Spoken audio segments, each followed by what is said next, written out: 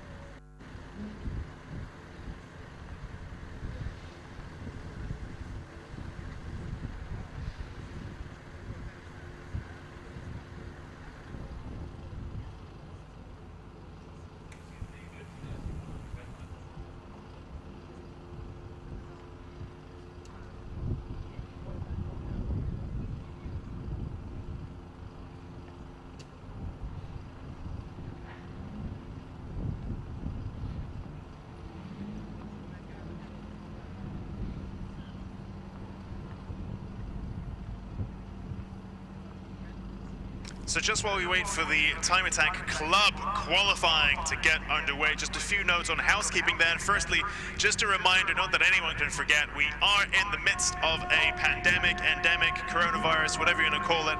So please do make sure you are sensible, you're keeping socially distanced, washing your hands, wearing masks if you're indoors, all of that good stuff. Make sure you're doing that. And also, just a few comments here from you know, that I've been asked to relay. Just please do make sure you are driving carefully in the paddock, in the spectator areas. You know, it just looks like a few people there maybe going a little bit quickly, so please, please, please make sure you're behaving in all kinds of senses, just so that we can continue doing motorsport. So yeah, just be careful, just be sensible, everybody, both in your cars and on foot.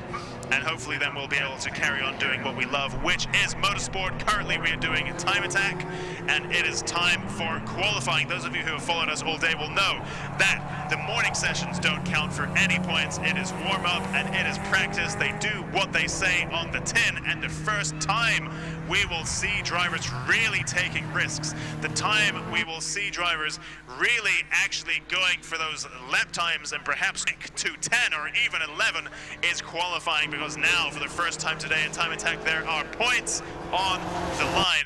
Let's reflect back on what we have seen so far. I guess one of the stories of the day is Samuel Pickering. He did run what he brung for 2 years and then decided, enough, I am now going to step up to the Time Attack Championship, entered Club 4-Wheel Drive in his home-built Subaru Impreza with full carbon body that he built himself, and he is putting down some serious lap times. Just to give an indication of the kind of pace that a composite body will give you, in the driver's WhatsApp group, he shared a really interesting piece of information, which was that one of his body panels, which I remind you, a body panel could weigh anything between 8 or 10 kilograms upwards, if it's nice and steel, and of course that Subaru is. He made his out of carbon fiber himself, and he got it down to 800 grams. So you bear in mind, of course, that ways of improving the performance of your car. It improves your acceleration, your handling, your braking, your power to weight, all of that good stuff. And of course, what Samuel Pickering has done there with his full carbon body is really shave a lot of weight off that Subaru Impreza. It's an approach that we've seen employed by some other drivers, including Arturo Suxurius, also in Club 4-Wheel Drive, currently running fastest of all with a 54.3. Dry the circuit is getting. These drivers aren't even pushing yet. They are just beginning to find their feet, and they already are lapping well below the 1 minute barrier. And Arturo Suxurius then fastest of all so far in his also featuring carbon DIY panels Subaru Impreza. So that's a bit of a flavor of the day there. Speaking of flavors of the day, we have Neil Greenland in his Mitsubishi Colt, who has been phenomenally quick for multiple rounds, for multiple seasons in that little green Mitsubishi Colt. And the Club 2-Wheel Drive class is incredibly competitive. We have Neil Greenland in the Mitsubishi Colt. We have Jonathan Ellsworth in the Caterham Supersport. And we also have David Dyson in the Porsche 911 GT3 and Ross Walker in the BMW M4. All of these Club 2-Wheel Drive cars, super competitive, all in relation to each other. This is a battle that could go either way. Often we've seen it go the way of Neil Greenland in that Mitsubishi Colt. And again, it's a point I make throughout the course of a time attack round. But the thing that brings me here, and I suspect the thing that brings lots of other petrol heads here, is just the variety of cars, especially in Club 2-Wheel Drive. You look at probably our 4 fastest Club 2-Wheel Drive cars. Oh, never mind that. Natalie, I believe you might be in the pit lane. What have you got for us? Hi, I'm down here with Phil Reed. And so, Phil, obviously you've been around in time attack for a while, and you're here driving the GT3. So can you tell us a bit about the car? Yeah, it's an GT3 car. I used to do 24-hour endurance racing. We bought it off a team a couple of years ago now, and started to sort of test it and do a bit of development with it ourselves, just seeing if we can get it to go faster than the Evo used to go. Standard GTR? Definitely not a standard GTR, no, not much left of it at all. It's only 2-wheel drive, so it's a bit of a handful in the wet. And obviously you're no stranger to time attack. You've been here many times before, but yeah, you used to drive an Evo here? Yeah, I don't really like Brands Hatch, to be honest. It's not my favourite place. We don't come here very often, and much rather do more rounds at Cadwell Park than Brands Hatch. You've been the fastest car out there so far, I believe. You're down into the 48s, I believe. Yeah, we did a 47.6 yesterday. Still a bit off where we were in the Evo a few years ago, but I think it's some more time to come out of me. Maybe not the car, more time out of me. So do you think there's still more time to come today? Hopefully the weather's staying dry? I think so, yeah. Just need to push a bit harder and get on the throttle a bit earlier. Excellent, we look forward to seeing it. Thanks so much, Phil. Cheers, thank you. Super, thank you very much, guys. Thank you there, Phil Reed, for sharing your story with us about driving this car, this Nismo GT3 machine. Those of you who are familiar with racing Nissans, you may recall the GT500 GTR. Now that is a V8, actually, from the Nissan Titan. The car powering this particular GT3 machine is actually, from what I believe, based on the same as the road car, but of course it is rear-wheel drive. It's a big body. It's just a super quick car, and we'll be seeing more of that in the pro session as that gets underway. Let's meanwhile take a look at what's happening here. We can see Ross Walker then. Those of you following on your screens, you can see him in the Ross Sport BMW M4. Phenomenally quick in Club 2-wheel drive, and he is really going to be angling for that win in those quick top 4 Club 2-wheel drive slots. We've got Ross Walker in the BMW M4. We've got Jonathan Elsley in the Caterham Supersport. We've also got Neil Greenland in the Mitsubishi Colt, and of course, let's not forget David Dyson in the Porsche 911 GT3. Very quick indeed. And now on your screens, you can see Ross Walker being chased down by another Club 2-wheel drive monster, the Team Confusion Ford Fusion with a K20 power plant. Absolutely phenomenal machine, and absolutely just born from the creative genius, the creative insanity of the people at Team Confusion has been done to death. We're just going to drop an incredibly quick engine in a Ford Fusion and just throw down some mega quick laps. So of course you cannot discount this, and in fact the Ford Fusion of Team Confusion has been consistently quick as well in Club 2-wheel drive. Club 2-wheel drive is probably just the most exciting class out there right now. And actually, the Ford Fusion is in Pocket Rocket, not Club 2-wheel drive. Let's not forget that Pocket Rocket exists for cars with smaller engines. So that's either naturally aspirated up to 2 liters, which the Ford Fusion is with its Honda K20 power plant, or forced induction up to 1.6, such as the GizFab Nissan Micra K11 supercharged 1.3 little monster. And there on your screen now you can see the car of Tim Bedford, the Mazda RX-8. Tim Bedford, who previously competed in a pro class Subaru Impreza with a bit of a WRC styling, sending it sideways all over the place. Tim Bedford still doing a little bit of that today. Not to the level of getting black flags, of course, keeping it just fast with that little bit of slip angle. You know, any tire needs a little bit of slip angle for it to perform to its maximum. You want that forward motion, but you need a little degree of lateral motion as well to get the maximum out of your tire. And Tim Bedford riding that balance ever so dangerously. You can see the Ford Fusion then just passing angry Honda cylinders screaming at the heavens, and there you go, he makes his way through the traffic past Tim Bedford, and hopefully in his mind on the way to set the fastest Pocket Rocket lap is the Ford Fusion at the hands of the one and only Rob Boston. So let's see how our running order is then. Neil Greenland in the Club 2-wheel drive machine, setting a fastest lap so far of 53.4. You can see the track is drying out. These lap times are really coming down, and so Neil Greenland then making the most of that with a 53.4. Bearing in mind, this is qualifying. This is the first session of the day that actually scores points, and I think Natalie might have something for us in the pit lane. Natalie, who have you got? So I'm here with Paul Doyle, and so you're about to go out on circuit, so how's the day been so far? We've not done many laps today, but we had a good day yesterday, so second in class yesterday. Yeah, quite happy with the performance of the car. The team have done a great job, so we'll go out in qualifying and we'll give it our best and see where we go. And is the car all running okay today? We think so, yeah, we think so. We're not sure. Until we get out today, we're not sure how it's going to be. But these cars are really highly tuned, so yeah, sometimes they go pop.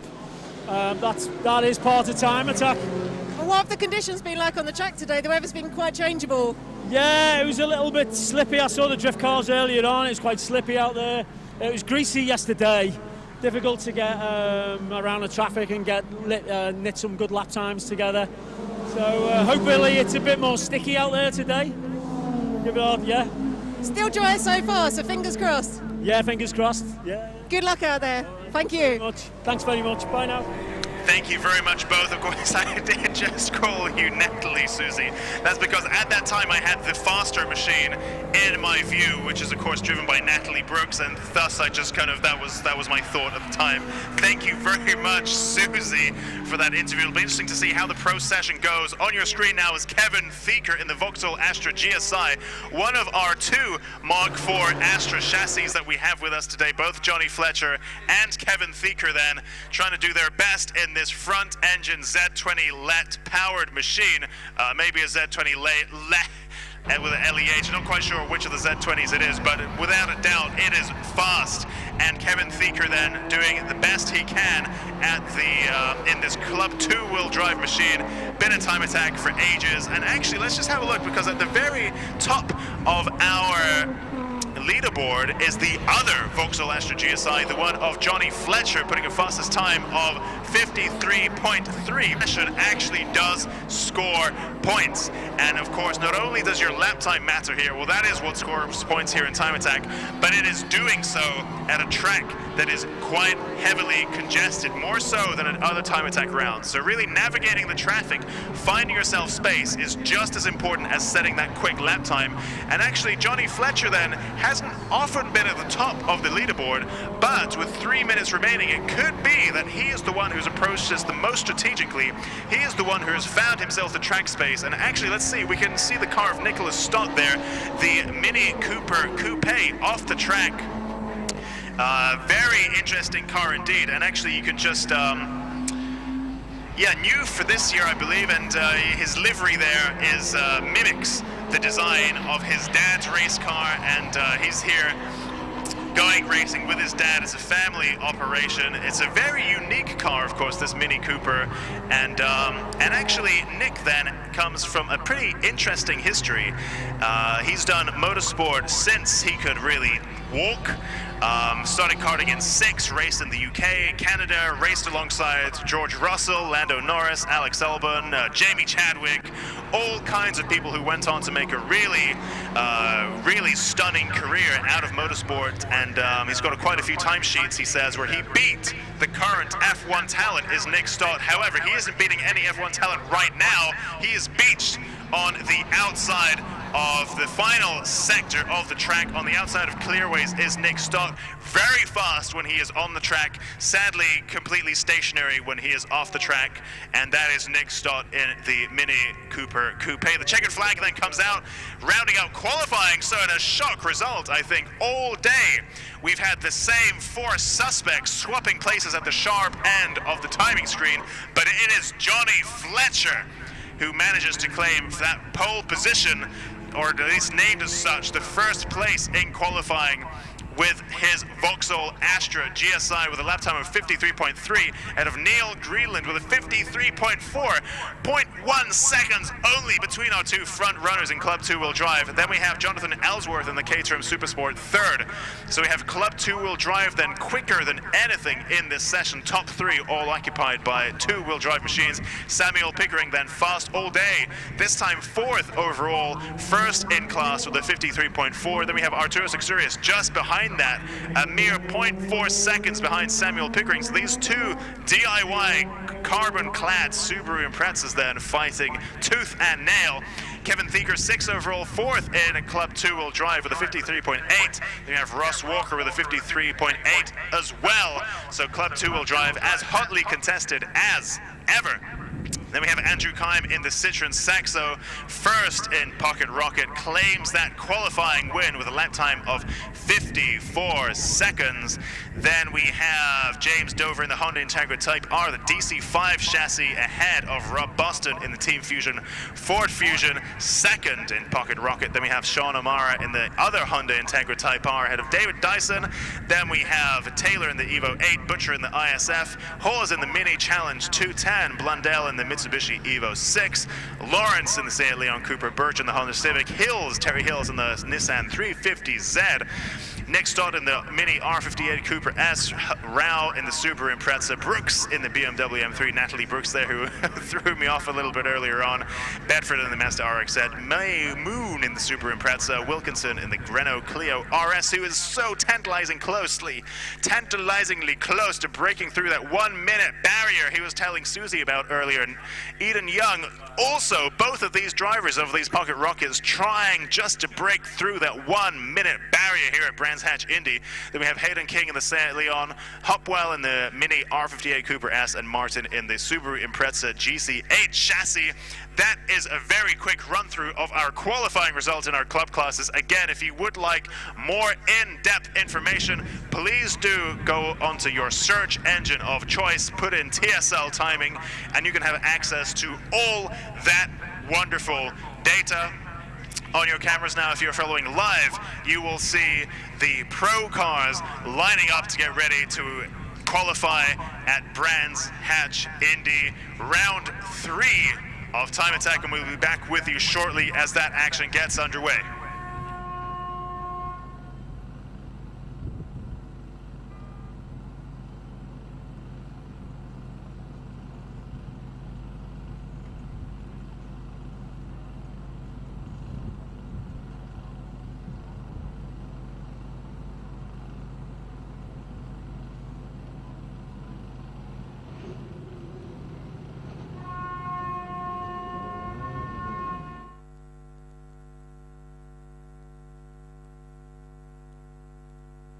Here we go then, green flag as our pro qualifying gets underway.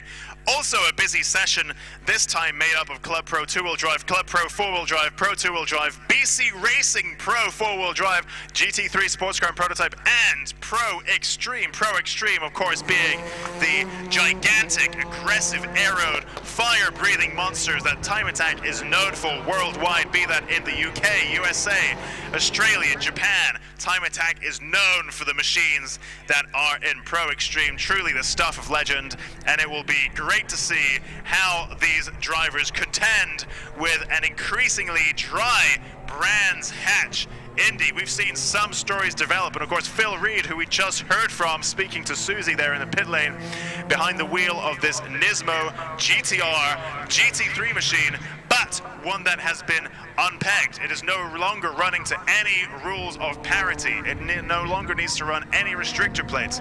Nothing, no kind of success ballast, nothing like that. And you heard it from the man himself. They have bought that car to develop it further. Of course, GT3 cars are all built to a balance of performance. In Time Attack, you don't need that. You don't need that in the high classes. So you can bring a GT3 car, quick as it is, and make it even faster. That is absolutely fine, and that's what the GT3 Sports Car and Prototype class is for. It's to push the boundaries of what's possible in that kind of car. So it'll be great to see whether Phil Reed can maybe even try to set a Time Attack lap record here at Brands Hatch Indy. Who knows? It'll be interesting to see. Warm-up and practice are not qualified, classified point-scoring sessions, nothing like that. So those lap times, if you were to say set the fastest lap ever in practice, and then the rain comes down and you can't beat that lap later on in the day in the classified sessions, your lap time doesn't stand. That is not official. So this is the first point scoring classified session of the day, is qualifying both for the club and the pro. And we'll see what these drivers can do with these officially timed laps. Susie, I believe you might have somebody for us in the pit lane. What's going on? Yeah, I'm down here with Sam Pickering. So you had a really good day yesterday. I think you were first in class. Yeah, really good day yesterday. My personal best time-wise. I've not got that much experience on the track. It was my second time here, yesterday. But yeah, really happy. Your second time ever? Yeah, ever. Yeah, second time ever. So. And come first in class. Yeah. That's not a bad record, really. Yeah. I'm happy with it. I'm happy with all the car races. Yeah, it's been a good day today. I've only been out. This morning was a bit wet, so I'm not too keen. I don't think many people are, but not too keen on the wet weather. But, yeah, went out second practice. Everything was spot on, and then struggling a bit for traffic-wise, you know, on this last session, but I think I've still qualified first, so I'm happy with that.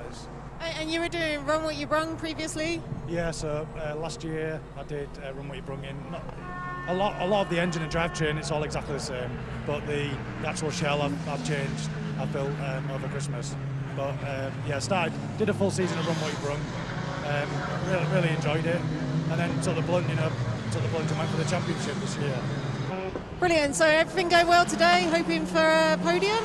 Yeah, fingers crossed. You can never tell with the level that these cars are tuned to, anything can go wrong, Kai, but yeah, fingers crossed, it's all going well, yeah. Excellent, well good luck out there in the last session. Yeah, thanks a lot, cheers. Thank you very much, Susie. Thank you, Sam. And Sam Pickering, then, one of the drivers to have competed in Run What You Brung for a little while. I use the term competed loosely because it is not classified. It is just a way for drivers to get a taste, to get a flavor of the spicy sauce that is Time Attack. And so Sam Pickering did that for a year, thought, yeah, I feel this. I'm going to back myself and enter the championship. And so he did with his Subaru Impreza. He alluded to it there.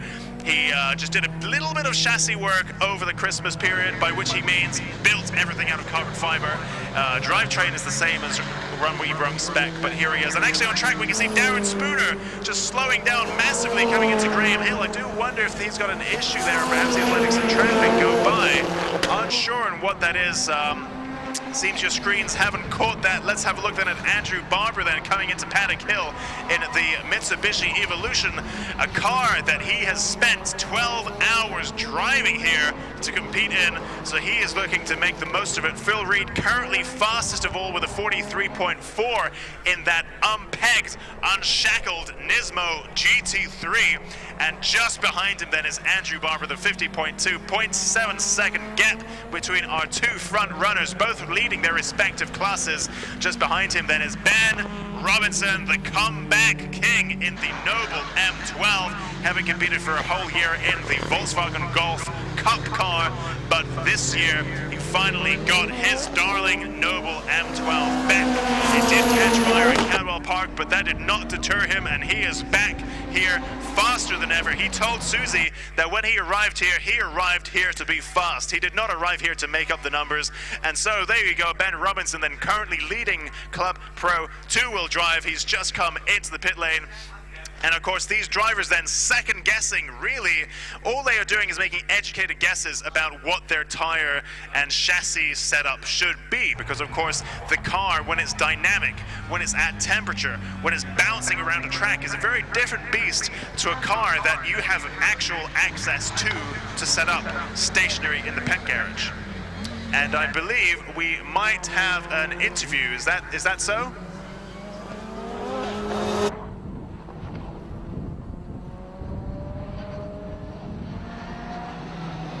Not quite yet. That was a mistake. That was a mistake. I was just about to come onto the mic. Don't worry. Thank you, Susie. Colin Dorward then goes fastest of all with a 48.2. Just ahead of Phil Reed with a 48.6, so 0.3 of a second then between them. So we have a little bit of an order change at the sharp end of our leaderboard. Colin Dorward then fastest of all ahead of Phil Reed ahead of Andrew Barber, ahead of Rob Plant, ahead of Ben Robinson. And those are our top five. Darren Spooner then gate crashing that little party, claiming 5th place and first in Club Pro two-wheel drive, displacing Ben Robinson. We have seen a great fight here between Darren Spooner and Ben Robinson in machines that could not be any more different. Front engine, front wheel drive, rear engine, rear wheel drive, 4 cylinders, 6 cylinders, single turbo, maybe twin turbo. Very different machines, yet trading very similar lap times. And of course I did call Gary Plant Rob Plant just earlier on. That is a mistake on my part. Gary Plant then currently very, very fast indeed, leading Club Pro 4-wheel drive with a lap time of 53.01 seconds. And Our top two runners now, Colin Dorward and Phil Reed, in the pits, just making some tweaks to their setup. As I mentioned earlier on, our drivers then and teams really making educated guesses to their car setup, tire pressures, and so on. They are setting their tire pressures cold, anticipating what their tire pressures will be hot when they get up to temperature, the air pressure inside increases, and so on. So perhaps when teams and drivers don't make those guesses quite accurately, once the car is up to temperature, once the car is nice and dynamic, it dips into the pit lane and those teams can make tweaks. And speaking of pit lane, Natalie, why am I doing this? Why am I doing this? Susie, come on. Definitely Susie, thank you, Alexi. I'm down here with Dean Taylor. So, Dean, you've been out on track just now. How's the day been? Yeah, it's been all right. It's been good. Yeah, we're running it in at the moment, so it's all good at the moment. So, yeah, I'm learning. This is your first full season in Time Attack. You did a few races last year, I believe. Yeah, I did Snetterton last year, and hopefully this will be my full season. So, yeah, I'm looking forward to it. Yeah. So you think you've learned a lot today, I think you were saying previously? Yeah, I've learned a lot, Brands, actually, even though this is my home ground. I've learned a lot this weekend, and I'm looking forward to the final, so we'll see what happens. So yeah, and doing well, won a trophy yesterday, I believe? Yeah, I did all right, yeah. I come third, so it's good in my books. Excellent, so yeah, hopefully more to come today, another one maybe? Yeah, well, let's see. Yeah, we'll see. Excellent, thanks for talking to us. Thank you very much, guys. Thank you, Susie. And so, let's have a look at what's happening. We have 5 minutes of this session remaining then. So we are 2/3 of, let me just, my microphone, there we go. Okay, 2/3 of the session in. Let's see how our running order is then. Colin Dorward and Phil Reed then still at the top of the leaderboards. Colin Dorward still in the pit lane, perhaps deciding that he's gone as quick as he can.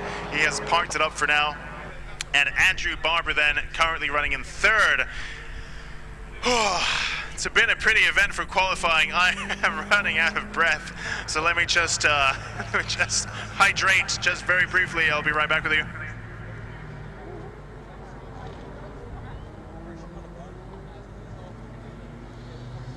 And it looks like we have a spin. That is the Mitsubishi Evolution, the 927 car of Gary Plant. The single round entry has beached itself.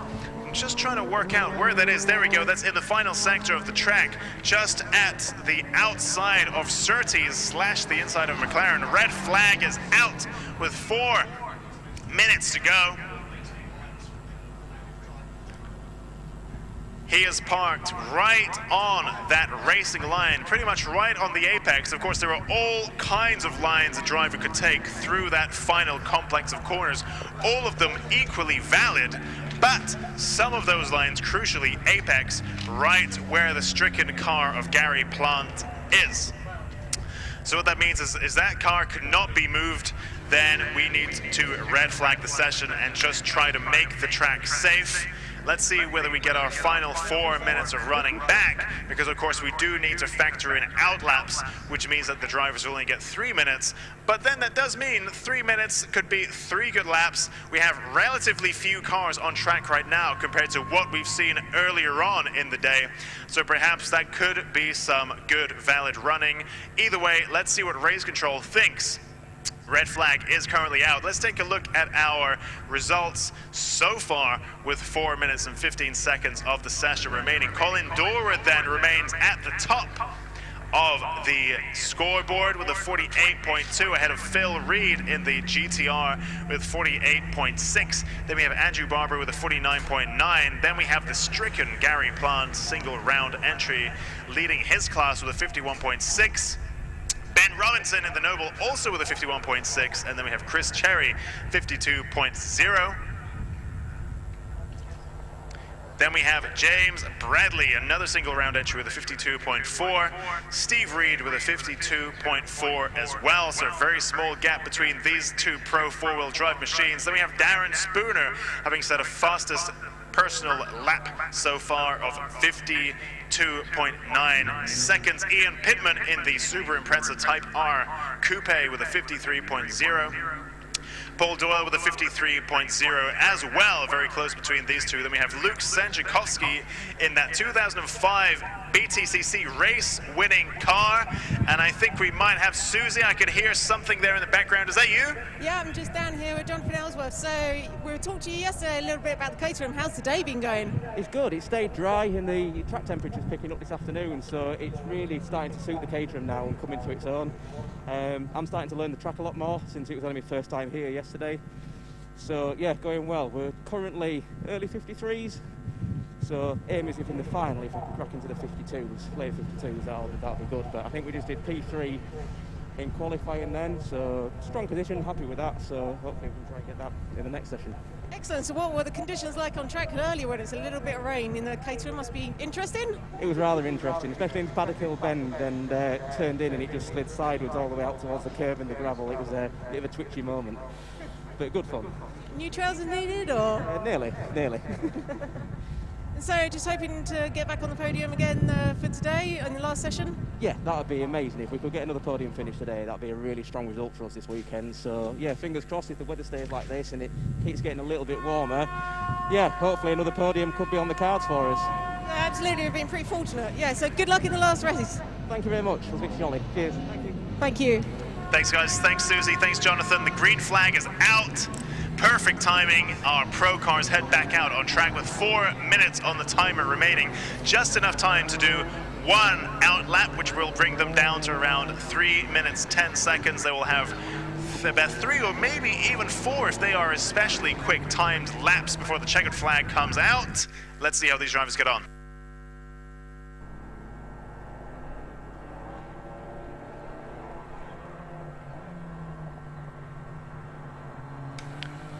So let's perhaps just stay with Phil Reed for a moment. We can see he has got the bullseye, the crosshair firmly on the lap time of Colin Dorward. He is currently 0.3 seconds off first place. Let's see, his out lap will now be done. And Phil Reed will commence his timed lap at the wheel of the Pace Ward Nismo GTR GT3. Let's see whether he manages to claim first place. Coming down Paddock Hill now. Down Halewood's Hill comes Phil Reed. Now through the compression and up into Druids. Brake, brake, brake, brake, brake. Uphill braking means you are braking in half the distance you normally would. Round Druids, he comes. Nice apex. Down the hill into Graham Hill Bend in a notoriously treacherous, slippery corner. Kisses that apex, runs it wide towards the outside of the Cooper Straight. Into Surtees he comes, throws it in, grabs a little bit of curb at the apex, runs it up through Surtees, now into McLaren. He goes through Clearways, again a corner where lots of drivers have different but equally valid lines, runs it around the outside but not too far out of Clark Curve, and down to the Brabham Straight he comes. Does he manage to claim first place?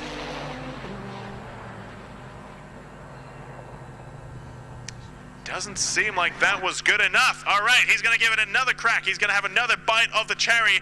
Up and into Druids he comes. Oh, I see we have a checkered flag is out, it would seem, because we have another stricken car.